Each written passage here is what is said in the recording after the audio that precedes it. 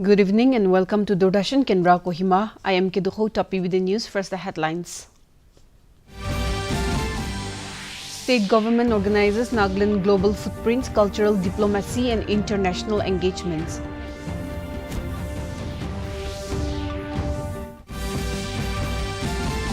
Tsangramong, the pre-harvest festival is being celebrated throughout the state by Ao tribe.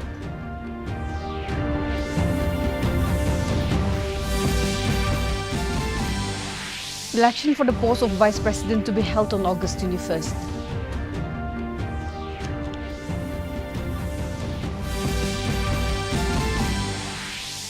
Both houses of parliament adjourned for the second day following opposition uproar. Now the news in detail. A special program on Nagaland Global Footprints, Cultural Diplomacy and International Engagement was held today at the State Banquet Hall, Kohima, following Chief Minister Dr. Neiphiu Rio's recent visit to Japan and Russia. The event reflected Nagaland's rich cultural identity and its effort to build international partnerships through art, tradition and diplomacy.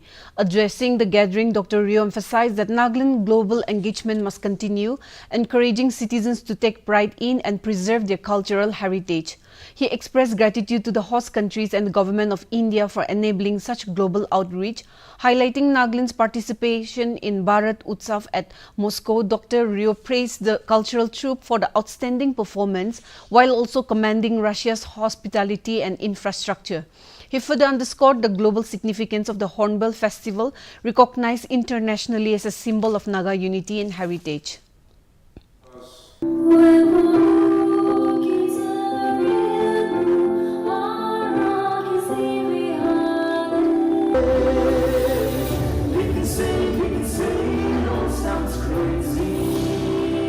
He visited two countries consecutively and carried out a number of exercises. And even states within the country also. And those experiences you have A community celebrated Tsangramong, the pre-harvest festival today at Kisama Heritage Village.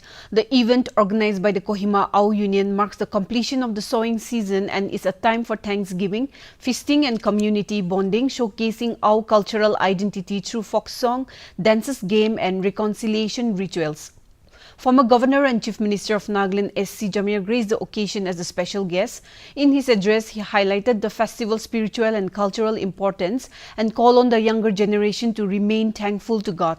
He expressed concern over Nagaland's current challenges, stating that the unresolved Naga political issues hinder sovereignty and progress. He urged the public to choose honest and capable leaders for the betterment of the society. Minister for Rural Development Mitsubu Jamir also extended greetings, which features vibrant traditional performance and cultural showcases.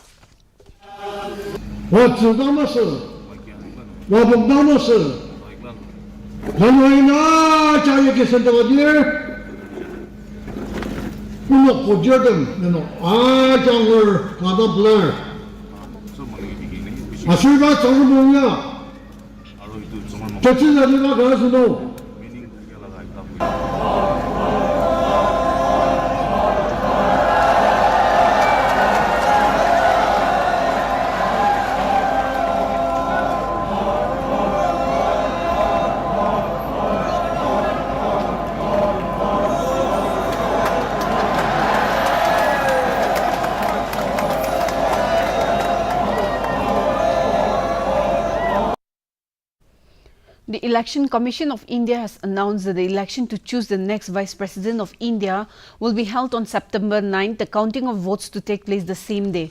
According to the schedule released on Friday, August 21st is the last day for filing nomination, while the deadline for withdrawal of candidature is August 25th. The post fell vacant after Jagdeep Dhankar resigned on July 21st, the opening day of the monsoon session of Parliament, citing health concerns.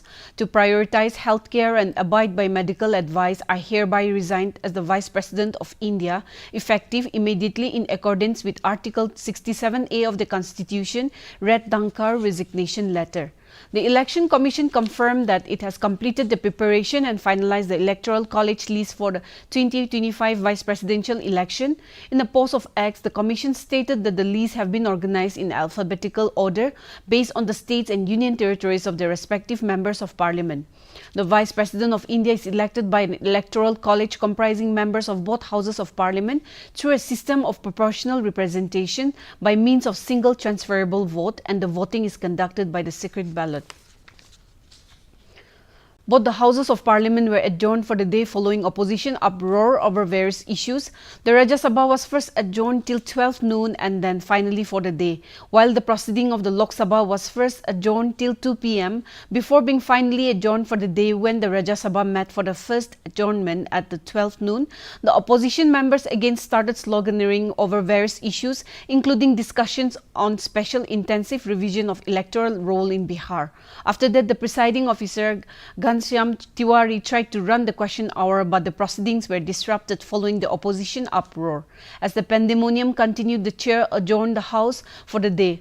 Amid the noisy scene, Union Electronics and IT Minister Ashwini Vaishnaw replied to a question related to implementation of Digital Personal Data Protection DPDP Act 2023.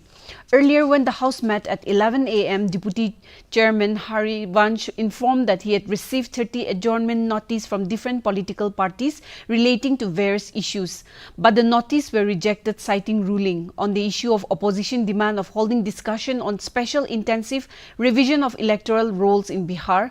Harivansh said that he cannot allow discussion over the matter as Election Commission is an constitutional body and the matter is also sub judice, and he also appealed to the opposition member to go back to their seats and allow the House to be function. As the pandemonium continued, the Deputy Chairman adjourned the House till 12 noon. The proceeding in the Lok Sabha was also disrupted due to the opposition uproar over the various issues. When the House reassembled after the first adjournment at 2 p.m., members of the opposition party started sloganeering seeking discussion on SIR in Bihar.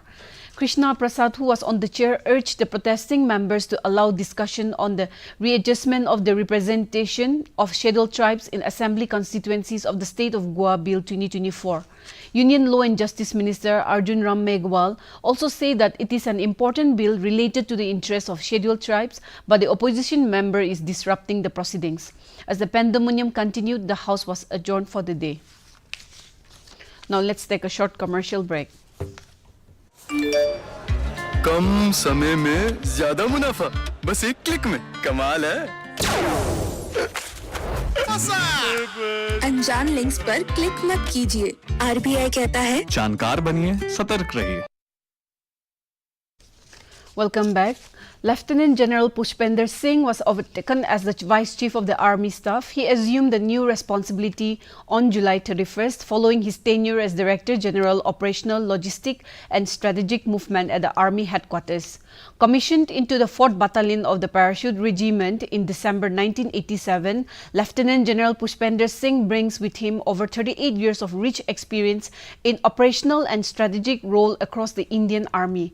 An alumnus of La Mariniere College, Lucknow University and the Indian Military Academy, Dehradun, the second General Officer has served in several key operations including Operation Pawan, Operation Medut, Operation Orchid and multiple tenures in Operation Rakshad. He has commanded a special force unit in the Kashmir Valley and along the line of control, an infantry brigade and a mountain division during Operation Snow Leopard along with the line of actual control. He also served as the General Officer commanding of the Corps base in Himachal Pradesh responsible for sensitive area including Jammu, Samba and Pathankot. President Draupadi Murmu today attended the 45th convocation ceremony of India Institute of Technology, Indian School of Mines on the second day of her two-day visit to Jharkhand. Earlier, the President visited the exhibition of the community innovation at Atal Innovation Center set up in the institute. She gave away gold medals to 20 meritorious students on the occasion. A commemorative stamp was also released to mark the institution's centenary. Defence Minister Rajnath Singh today said that Armed Forces Headquarters Civilian Services has always worked to strengthen the country's defence framework. Speaking on the AFHQ Civilian Services Day in New Delhi today, Singh said AFHQ Civilian Services has played a crucial role in internally fortifying the nation's security system. He noted that its role is significant in the efficient and strategic functioning of the country's defense organization. आपने भी हमारी सेना को backend support दिया था।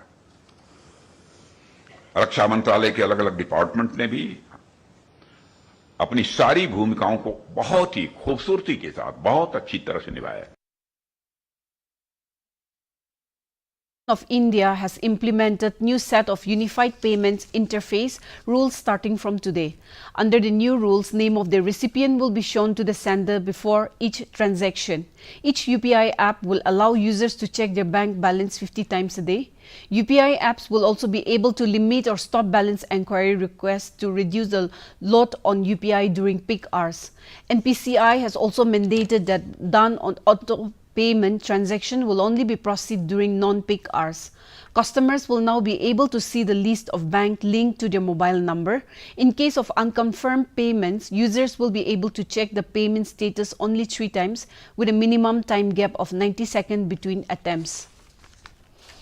The Indian Meteorological Department on Friday forecast continued to very heavy rainfall over northeast and adjoining eastern India over the next 7 days, with extremely heavy downpours expected in specific pockets. Sub-Himalayan West Bengal and Sikkim along with Meghalaya are likely to receive intensive rainfall on August 2 and 3. Arunachal Pradesh and Bihar are also forecast to witness extremely heavy rainfall on August 3. Southern states including Tamil Nadu and Kerala are expected to experience sustained heavy to very heavy rainfall over the next 6 to 7 days. In contrast, Sabdi and Uttarakhand may witness heavy shower on August 3 and 4. Tamil Nadu is likely to receive very heavy rainfall on August 4 and 5, followed by Kerala and Mahe on August 6 and 7. In the past 24 hours, isolated locations across Rajasthan, Haryana, Bihar, Himachal Pradesh and Meghalaya recorded heavy to very heavy rainfall ranging between 7 and 20 centimeters. Isolated heavy rainfall was also reported from parts of sub-Himalayan West Bengal, Jharkhand, Uttarakhand, Punjab, Western Uttar Pradesh and Central Maharashtra. Let us look at the weather reports of the district headquarters of Nagaland. Kohima today recorded a maximum temperature of 25 degrees Celsius and a minimum temperature of 20 degrees Celsius, while Dimapur had a maximum temperature of 31 degrees Celsius and a minimum temperature of 25 degrees Celsius. Wokha experienced a maximum temperature of 26 degrees Celsius and a minimum temperature of 22 degrees Celsius. Mokokchung had a maximum temperature of 27 degrees Celsius and a minimum temperature of 21 degrees Celsius. Mon had a maximum temperature of 29 degrees Celsius and a minimum temperature of 22 degrees Celsius. Towards the east, Twinsang had a maximum temperature of 21 degrees Celsius and a minimum temperature of 17 degrees Celsius. Zinabuto had a maximum temperature of 24 degrees Celsius and a minimum temperature of 20 degrees Celsius. Phek had a maximum temperature of 20 degrees Celsius and a minimum temperature of 17 degrees Celsius. That's all for the weather report. With this, we have come to the end of this evening bulletin. Thank you for watching. Good night.